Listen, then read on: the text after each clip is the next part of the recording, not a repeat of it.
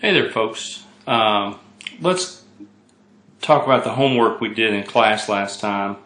Problem 1 says if 12 eggs are each to be dyed a single color and 5 colors are available, what can we say about the number of eggs of the same color? Well, this is a straightforward pigeonhole principle problem. If we look at the worst case scenario, I could distribute 10 of those eggs, 2 colors each. But then when I get to 11 and 12, I've got to put those in some color. So there are, and this is using the ceiling notation from last time, 12 divided by 5 ceiling, that's 2 and 2.4. Ceiling of that is 3, and I left out the words at least, there are at least 3 eggs of the same color. Possibly more, right? You could make them all one color, I guess. Alright, how many cards must be dealt from a standard deck to guarantee a pair? Alright, now this again is pigeonhole principle. There are 13 different faces of cards in the deck. And so we would have to have 14, right? Since 14 divided by 13, ceiling, is 2. But anything less than that is 1. Okay? Now, a pair of aces is different question. Right now they're specifying the face value. So we could actually get all the other face values in there, right? We could say, 4 times 12 of all the other faces, and then I've got to get the pair of aces. So this is 48 plus 2, 50. Okay? To get 2 cards of the same suit, there are 4 suits in a deck. 2 red suits and 2 black suits. So to get at least 2, to guarantee 2 of the same suit, I've got to have 5. And this is because 5 divided by 4, ceiling, is 2. But the ceiling of 4 divided by 4 is just 1. And then to get 5 cards of the same suit, okay, think about, let's say we get 4 in each of the 4 suits. Okay, that's 16.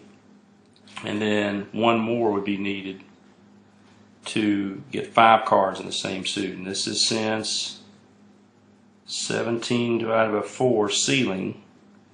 This is 4 1/4, that's 5. But 16 divided by 4 is just 4, and the ceiling of that is 4. Okay? So some straightforward applications there of the pigeonhole principle, and then times when we don't, right? When we're specifying a certain type of suit or face card, we would not. Okay. Problem 3 says, coins are randomly removed from a piggy bank containing 12 pennies, 8 nickels, 10 dimes, and 3 quarters. How many coins must be removed to guarantee 3 pennies? Well, to guarantee 3 pennies, we can get all the nickels. You could conceivably get all the dimes and all the quarters, and then get your 3 pennies. So what is that? 16 and 8 is 24. Okay. Now, this is a different question. How many must be removed to guarantee 3 coins of the same, not time, I'm supposed to say type or kind or something. I'm sure it's not time. Okay? 3 coins of the same type. Well, there's 4 types.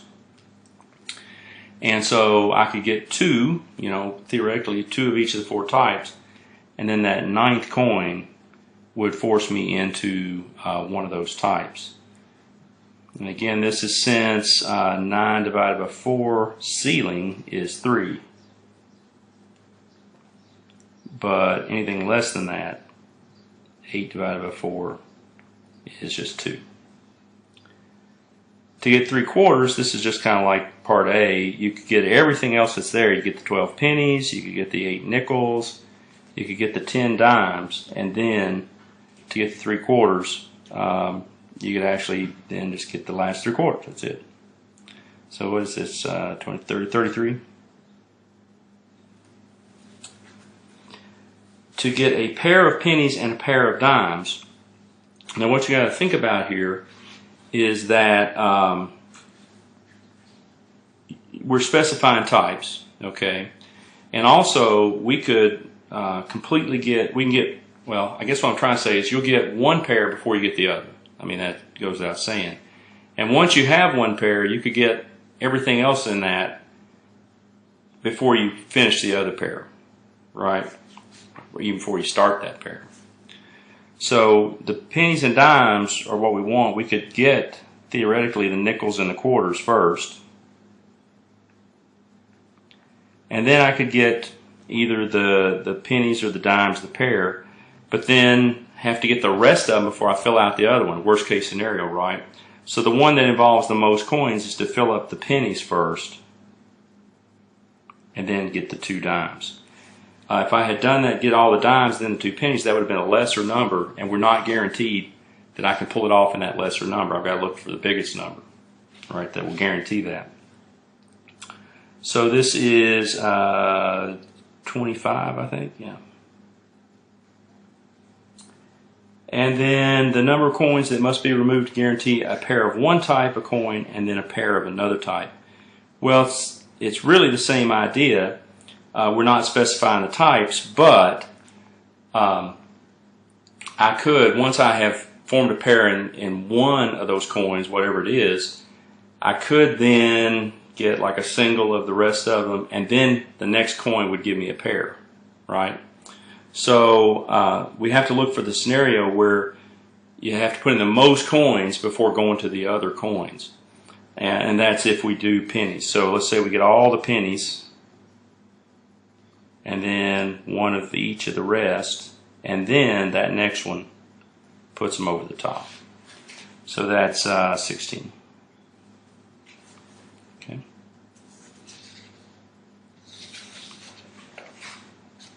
And then problems 4 and 5 each are similar in a way.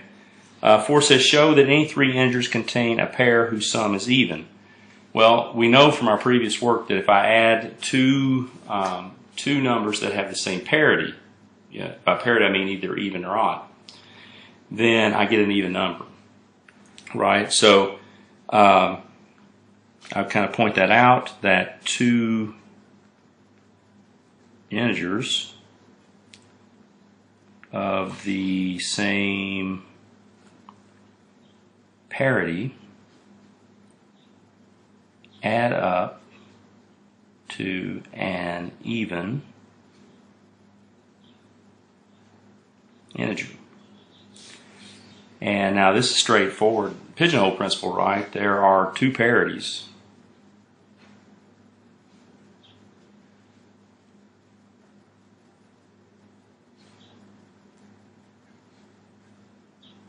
And 3 integers.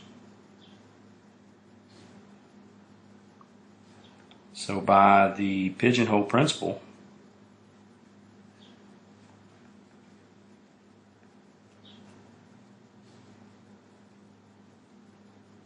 two of the 3 must have the same parity.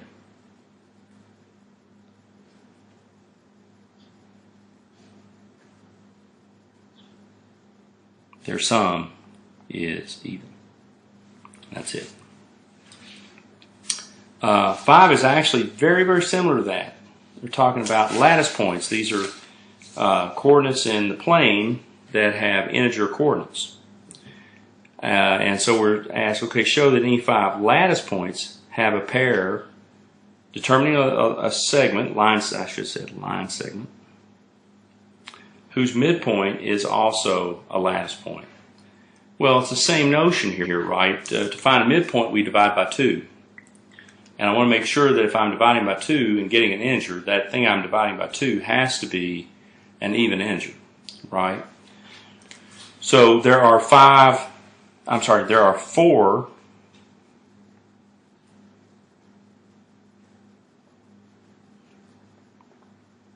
parity pairs. They can either both be even, first one even, second one odd, first one odd, second one even, and they could both be odd.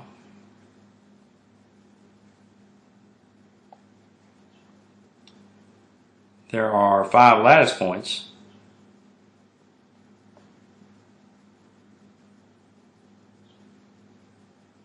So by the pigeonhole principle,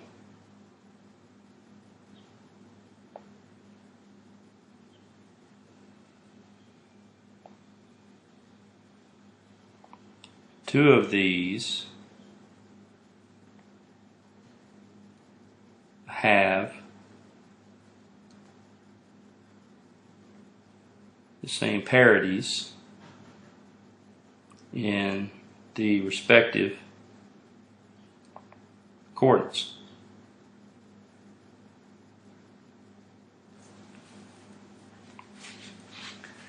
Each coordinate sum, or each sum of the coordinates,